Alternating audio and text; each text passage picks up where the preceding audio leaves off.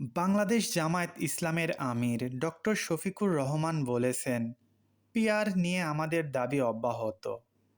এই দাবি বাস্তবায়ন হবে জনগণের স্বার্থে। কথা দিচ্ছি যে আমরা ক্ষমতায় গেলেও পিআর বাস্তবায়ন করব ইনশাআল্লাহ।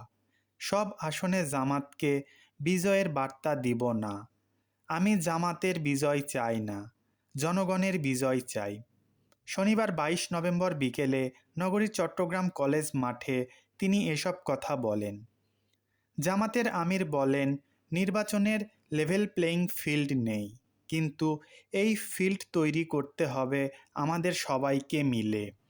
আপনারা তৈরি থাকুন, ফেব্রুয়ারিতে নির্বাচন হতে হবে। এই নির্বাচন না হলে দেশ সংকটে পড়বে। আমরা কোনো সংকট তৈরি হতে দেব না ইনশাআল্লাহ।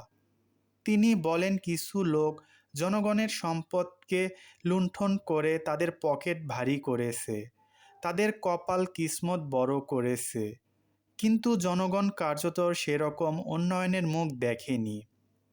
ভিশনারি, আন্তরিকতা, দেশপ্রেমিক, সৎ নেতৃত্বের অভাব, এই চারটি উপাদান ছিল না বলে দেশ বারবার মুখ থুবড়ে পড়েছে। সুযোগ এসেছে, সুযোগ হারিয়ে গেছে। আমরা ২৪-এর এই সুযোগকে আর হারাতে চাই না। ডক্টর শফিকুর রহমান বলেন, এদেশ মুসলমান, হিন্দু, বৌদ্ধ, খ্রিস্টানদের জন্য, আরও যারা আছেন জাতি উপজাতি সবার জন্য, বাংলাদেশের সীমানার মধ্যে বসবাস করেন তাদের জন্য। আমাদের যুদ্ধ হবে এ দেশকে সত্যিকারের মুক্তির স্বাদ এনে দেওয়ার জন্য। এই যুদ্ধ আপোষহীন। এই যুদ্ধে আমরা কারো কাছে মাথা নত করব না ইনশাআল্লাহ। আমরা গন্তব্যে না পৌঁছা পর্যন্ত কোনো কিছু আমাদের থামাতে পারবে না। আমরাও থামব না। আমাদের চলা অব্যাহত থাকবে।